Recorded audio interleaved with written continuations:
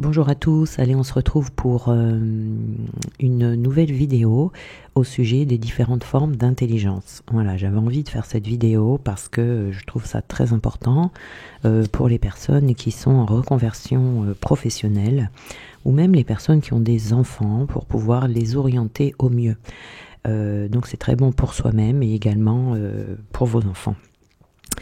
Donc, il y a 8 formes d'intelligence et il y en a 2 sur les 8 qui sont développées à l'école.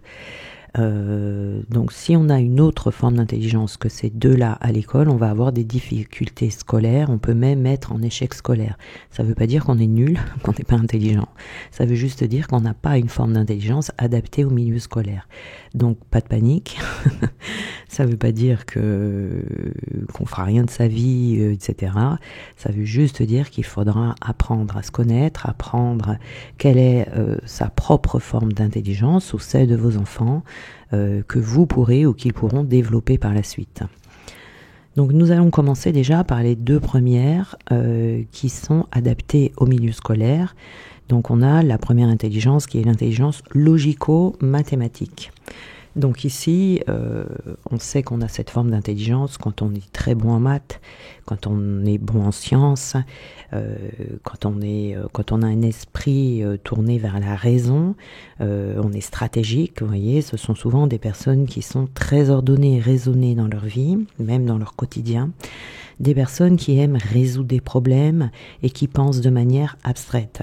Ce sont aussi des personnes qui aiment synthétiser les choses, qui aiment utiliser les nombres. Vous voyez, souvent, ces personnes-là, dans leurs loisirs, elles vont aimer jouer aux dames, jouer aux échecs. Vous voyez, ces jeux-là où il faut être stratégique. Donc, dans les métiers que l'on retrouve pour les personnes qui ont cette forme d'intelligence, on a bien évidemment les banquiers. Nous avons les comptables, on a toutes les personnes qui travaillent dans l'économie, les ingénieurs, les informaticiens, les médecins, puisqu'il faut faire des études de médecine, vous voyez. Tout ce qui est gestion, alors tous les gestionnaires dans n'importe quel domaine, mais gestionnaires. Nous avons également les détectives. On a... Attendez, je regarde mes petites notes là. On a aussi tout ce qui est... les agriculteurs, et on a également, alors attendez, je regarde si j'ai rien oublié, les mécaniciens, j'avais marqué aussi. Donc ici, ce sont, cette forme d'intelligence, c'est celle qui est la plus valorisée à l'école. Nous avons également la deuxième forme d'intelligence, qui est la forme d'intelligence verbo-linguistique. Donc ici, on utilise les mots et on utilise le langage pour s'exprimer et on sait saisir des idées complexes. C'est-à-dire qu'ici, ce sont des personnes qui vont arriver à manier très bien leur langue maternelle et qui, en plus de ça, vont être capables d'apprendre facilement des langues étrangères. On a des capacités à l'écrit, mais on a là également des capacités à l'oral. Vous voyez, ce sont des excellents communicateurs. Donc les métiers liés à cette forme d'intelligence, ça va être tout ce qui est autour de la lecture, puisqu'en général ce sont des gens qui aiment lire. Tous les métiers autour de l'écriture, vous voyez, à l'école on va être bon dans les matières littéraires ou les langues. En général, ces gens-là, ils vont en fac de lettres, vous voyez. Donc ici, on s'exprime avec facilité, on aime raconter des histoires, et puis on va aimer faire des mots croisés, vous voyez, jouer au Scrabble, des choses comme ça. Les métiers liés à cette forme d'intelligence, donc on a tous les métiers autour de la lecture, donc on peut être éditeur par exemple, tous les métiers autour de l'écriture, donc on peut être écrivain, on peut être également traducteur, on peut être politicien également, on peut être journaliste, mais on peut également être guide touristique, vous voyez, par rapport aux langues étrangères. Donc tous les métiers liés au voyage également, parce que vous allez savoir vous débrouiller, vous voyez, avec les différentes langues. Tous les orateurs également, parce qu'ils savent très bien s'exprimer.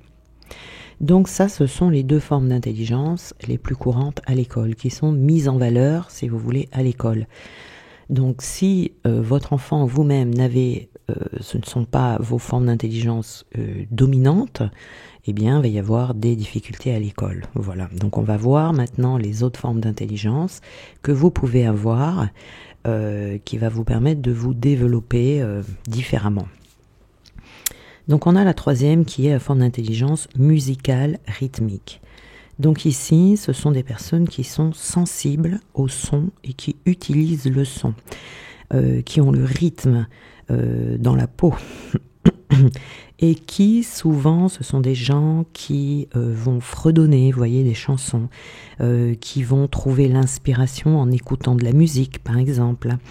Des gens qui vont reconnaître facilement les styles musicaux, qui vont tout de suite détecter si quand quelqu'un chante, il y a une fausse note, par exemple. Ce sont des personnes qui vont beaucoup mémoriser aussi facilement tout ce qui est autour de la musique. Ce sont des gens qui ont l'oreille musicale, évidemment, des gens qui aiment chanter, fredonner, battre la mesure, vous voyez. Souvent, ces gens-là vont être attirés déjà tout petits par...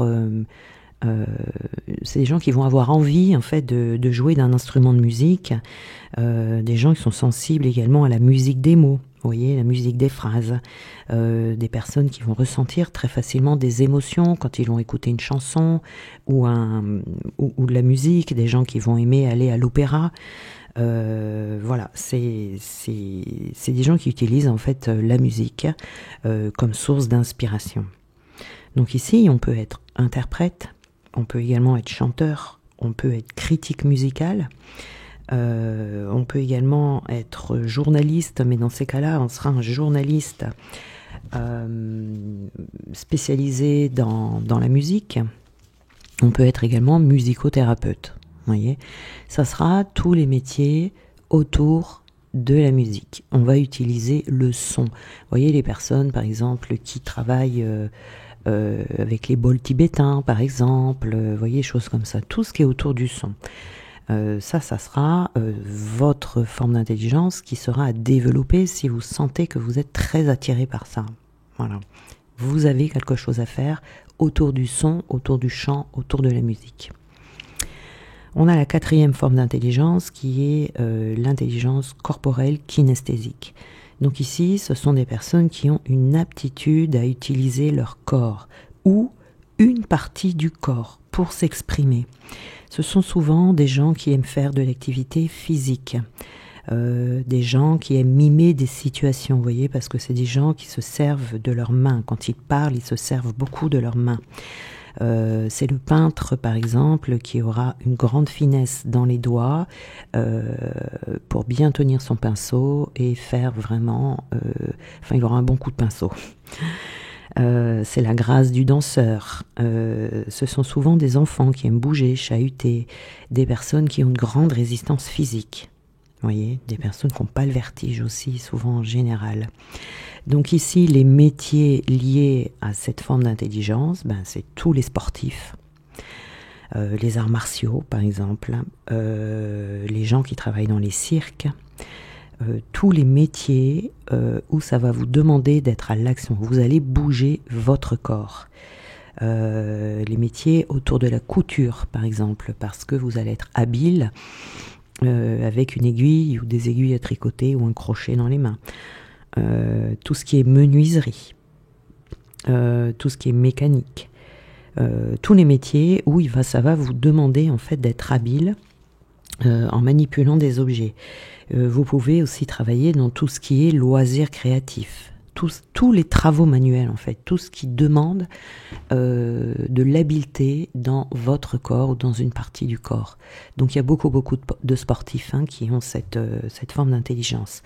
Alors, quand on a une forme d'intelligence comme ça, c'est déjà, on va la reconnaître parce qu'on a le goût pour ce que je suis en train de vous dire, vous voyez, et en même temps, on va se rendre compte que on a quand même de la facilité. Mais ça ne veut pas dire que c'est inné, il faut quand même le travailler, vous voyez. On a la cinquième forme d'intelligence qui est l'intelligence visuelle spatiale. Alors celle-là, ce sont des personnes qui ont la capacité à se créer des images mentales. Vous voyez, les personnes qui ont des capacités à visualiser. On sait qu'il y a des personnes qui visualisent très facilement, il y en a d'autres qui n'arrivent pas à visualiser. Donc c'est des personnes qui ont la facilité à percevoir le monde invisible également. Ces personnes sont douées pour analyser et elles ont un excellent sens de l'orientation. Elles savent se représenter les objets, voyez, dans l'espace. Elles savent penser en images. Donc elles peuvent créer des œuvres artisanales. Elles peuvent agencer des objets harmonieusement dans une maison, par exemple, parce qu'elles savent se faire une représentation spatiale du monde. Elles savent imaginer, vous voyez, dans l'immobilier, ou les décorateurs d'intérieur. Ils savent voir le potentiel dans une pièce ou dans une maison et voir ce qui est capable d'en faire, de voir le résultat final à l'avance, alors qu'il n'y a rien, il n'y a que des gravats, vous voyez. Ça, c'est ces personnes-là. On peut travailler dans les arts visuels, vous voyez, la sculpture. Toutes les personnes, tous les pilotes par exemple également, parce que ce sont des gens qui vont savoir très bien se repérer dans l'espace, tous les métiers liés à la géographie, et parce que ce sont des personnes qui savent très bien comprendre des cartes, vous voyez, des cartes routières, tout ce qui est cartes. Donc on peut être cartographe également. Donc ici les métiers liés à cette forme d'intelligence, donc on a tous les architectes, on a les créateurs de mode, parce que quand il va dessiner, il va exactement voir le vêtement, comment il va aller à la personne. Le photographe, les créateurs de contenu, vous voyez, les caméramans, les stylistes, les géographes, les metteurs en scène, les personnes qui vont faire des constellations familiales, les décorateurs d'intérieur, les métiers liés à l'immobilier. Voilà. Tout ce qui vous permet de vous repérer dans le monde et qui permet de voir les choses à l'avance, comment est-ce qu'elles vont être, vous voyez. On a également l'intelligence interpersonnelle sociale. Alors là, ce sont des personnes qui comprennent les autres, comprennent les pensées des autres, les sentiments des autres, les personnes qui aiment être en interaction sociale. Ce sont des personnes qui travaillent en collaborant avec les autres. Donc forcément, des personnes qui aiment parler aux autres, qui ont une bonne écoute aussi des autres, une bonne capacité à résoudre les conflits et qui aiment diriger, qui aiment organiser, qui aiment convaincre. Donc là, on a tous les métiers autour de tous les assistants en fait. Assistant dentaire, assistant juridique, tous les métiers où on va être à deux ou à plusieurs. On a la politique également. Puisqu'on est on aime diriger, vous voyez. On a tous les métiers d'aide aux autres.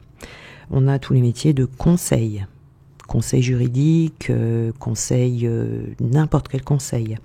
Tous les métiers où on communique parce qu'on sait s'adapter aux autres. Tous les métiers sociaux, par exemple les assistantes sociales, elles ont une intelligence interpersonnelle sociale. Il y a aussi ces personnes-là, souvent, elles font du bénévolat. Si vous avez un autre métier avec, parce que les formes d'intelligence, vous en avez une principale et vous pouvez en avoir une ou deux secondaires. Donc, par exemple, si vous avez cette intelligence-là, vous allez pouvoir peut-être, à côté de votre travail, pour pouvoir vous épanouir, faire du bénévolat, tout simplement. Parce que c'est une question d'épanouissement, ça. Donc, nous avons la 7e forme d'intelligence qui est l'intelligence intrapersonnelle. Alors là, c'est tout ce qui nous concerne nous-mêmes. Ce sont des personnes qui vont avoir des facilités à se mettre en introspection. Des personnes qui se connaissent très bien et qui savent juger avec justesse. C'est des personnes qui, lorsqu'elles sont face à des situations données, elles vont toujours passer à l'action. Des personnes qui ont des rêves, qui ont des projets, qui ont des buts et qui agissent en conséquence. Vous voyez, parce que ce sont des personnes qui réfléchissent beaucoup, des personnes qui savent s'auto-évaluer, des personnes qui ont beaucoup de discipline, qui n'ont pas de difficulté à se concentrer et qui aiment la solitude. Souvent, là, ce sont des personnes que l'on retrouve autodidactes.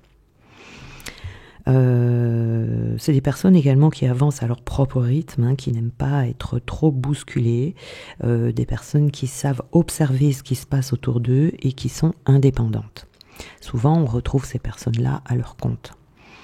Donc les métiers liés à cette forme d'intelligence, nous avons tous les métiers où on va devoir analyser, tous les chimistes, on peut retrouver ici des écrivains, tous les métiers aussi autour de l'éducation, donc on peut avoir tous les professeurs, tous les éducateurs, on a aussi tout ce qui tourne autour de la psychologie.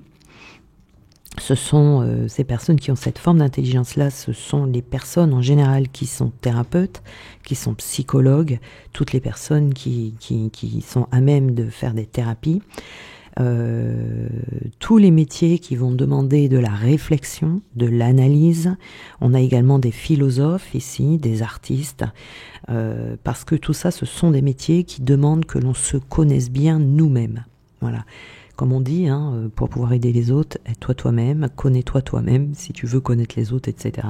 Donc ici, toutes les personnes qui se connaissent bien comme ça et qui ont cette capacité à bien se connaître et à être dans la justesse, ça va être tous ces métiers. Ensuite, on a l'intelligence naturaliste, qui est la dernière. Donc ça va être pour les personnes qui sont sensibles à tout ce qui est vivant. Toutes les personnes qui vont comprendre l'environnement. Les personnes qui ont la capacité d'apprécier, de reconnaître, de classer, de hiérarchiser tout ce qui est en rapport avec le vivant et tout ce qui est en rapport avec la matière. Donc là, ce sont des personnes qui aiment les animaux plus, qui aiment la nature plus, qui aiment les insectes, qui aiment les plantes et qui aiment les pierres. Donc là, ce sont vraiment des personnes qui se préoccupent de l'environnement. Ce sont aussi des personnes qui aiment travailler, par exemple, qui aiment avoir leur bureau devant une fenêtre, par exemple, vous voyez. Des personnes qui ont beaucoup de plantes chez elles. Donc les métiers ici, on peut retrouver les personnes qui vendent des pierres, par exemple, vous voyez, tous les agriculteurs, tous les métiers autour de la terre, les métiers que l'on va faire dans la nature, les scientifiques de l'environnement, tout ce qui est autour de la santé animale, la communication animale, vous voyez, vétérinaire par exemple, tous les métiers qui vont se faire dehors, je crois que j'ai déjà dit ça, les jardiniers, vous voyez, les aménagements paysagers, l'entretien de l'environnement, les fleuristes, par exemple, voilà, tous ces métiers-là qui sont en rapport avec l'environnement. Donc évidemment, on a les métiers aussi en lien avec la météo, tout ce qui est en lien, alors j'ai un métier en tête là qui m'échappe, les gébiologues par exemple, les sourciers, voilà, tout ce qui est autour de la nature. Voilà. Donc là j'ai fait le tour, c'est très important, vous voyez, que vous regardiez, que vous penchiez sur la question et que vous regardiez un petit peu quelle est votre forme d'intelligence et de voir qu'est-ce que vous pouvez développer dans votre vie en fonction de vos talents, de vos compétences. Elles se trouvent dans ces formes d'intelligence. Ça peut être utilisé dans un métier, mais ça peut être également quelque chose d'utilisé dans quelque chose d'extra, j'allais encore dire extrascolaire, extra-métier, pour un loisir, voilà, tout simplement. Parce que ça, c'est une question d'épanouissement.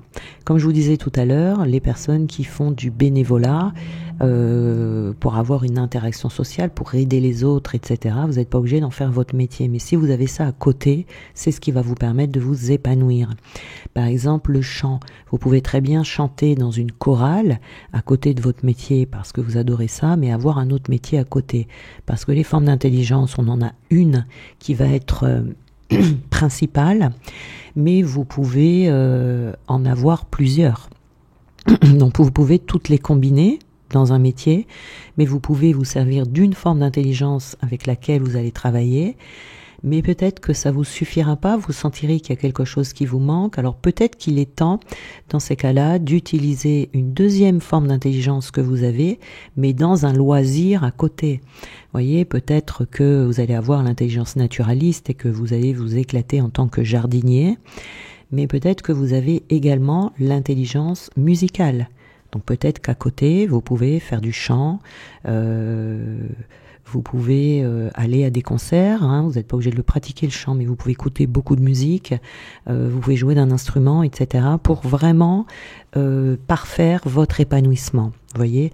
Donc là, vous pouvez faire toutes les combinaisons possibles que vous avez envie de faire, mais pour votre épanouissement, c'est important de savoir quelle est son intelligence principale et pourquoi pas aller creuser dans les autres aussi. Hein. Voilà, mais on n'a pas les 8, ça c'est sûr. Et dans ces cas-là, quand on se rend compte qu'on n'a pas l'intelligence, par exemple mathématique, logico-mathématique, bon bah faut pas insister, hein, ça sert à rien, vous laissez ça tomber, vous laissez de côté. Voilà, donc je vous souhaite de belles découvertes et on se retrouve très vite.